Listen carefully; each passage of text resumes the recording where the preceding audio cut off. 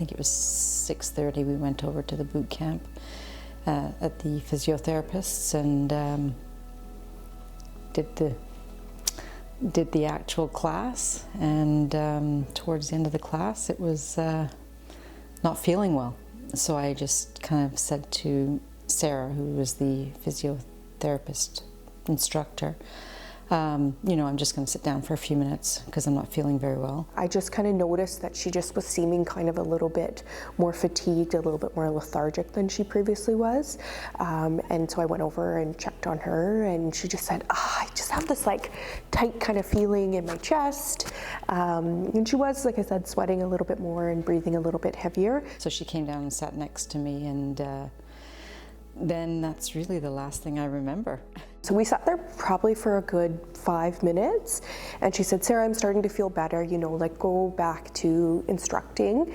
And so I did, but I still kind of kept a good eye on her. The class went on, it was normal, but Cheryl did get up and start working out again towards the end. And then it was during the stretch that Cheryl collapsed. She was off to the side of me, and I saw her sit down in the chair, and so I kind of noticed, but I thought, you know, like maybe she's just sitting down, you know, feeling that fatigue that she was feeling earlier.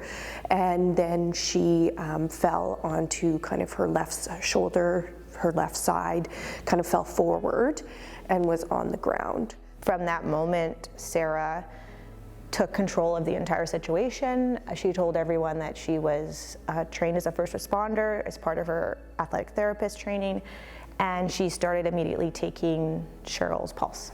I could tell that she was breathing, because she was breathing pretty heavily, but it was very labored.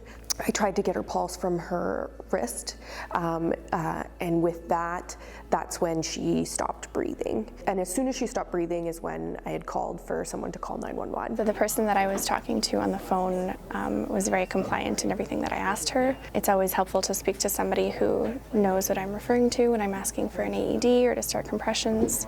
As Sarah was doing the chest compressions, the lady on the 911 operator said, do you have an AED on site? Where is it? Get it.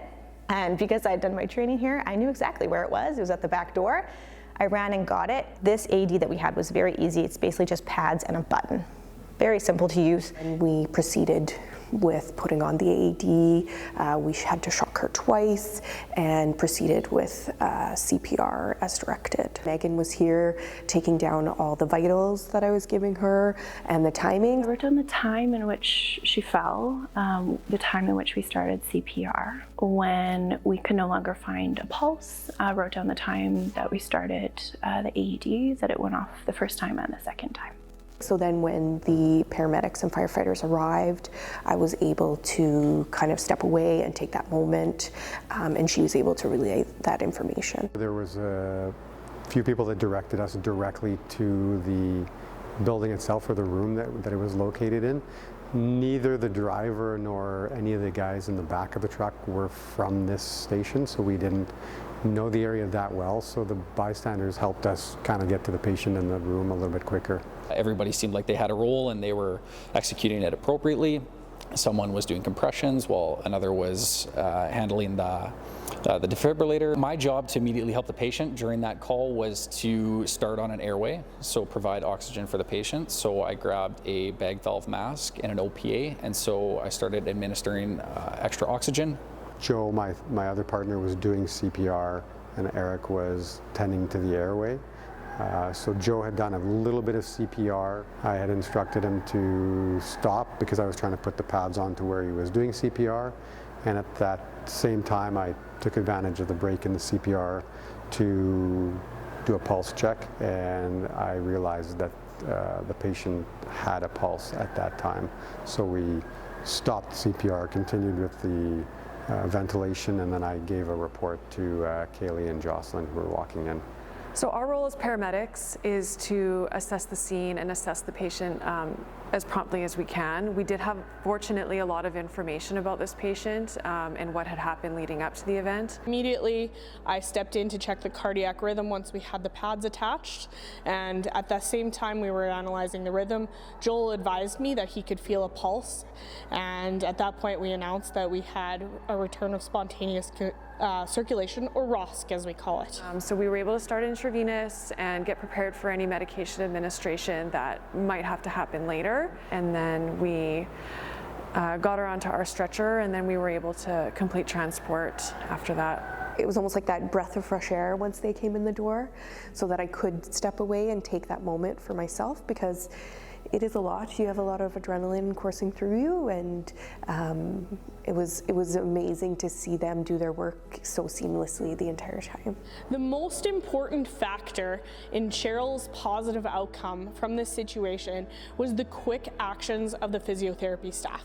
When Sarah and her team recognized that Cheryl was in crisis, they responded appropriately. They recognized she did not have a pulse. They gave really good CPR, and they also were able to appropriately use the AED. The reason she is still here today is because of them. Kudos to them. We took over the scene, but there was really not a lot else that we had to do. Every life-saving intervention was pretty well already provided. That call came home with me that day, and I remember it very clearly. It meant a lot to know that there was a good outcome.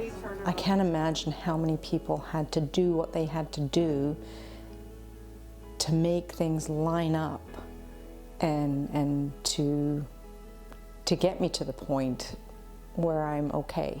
Sarah was very well versed in CPR, that she's had a lot of training in that. So for her to be there at the right time, the right place. Once I saw her, I could have hugged her forever. I honestly could have hugged her and not let go, because just seeing her and hearing how well that she is doing and how many amazing things she has planned to do from here on out and just live life to its absolute fullest is absolutely amazing. To see these people and say, you know, what you do every day really has huge impacts on people, not just my life, but my family's life.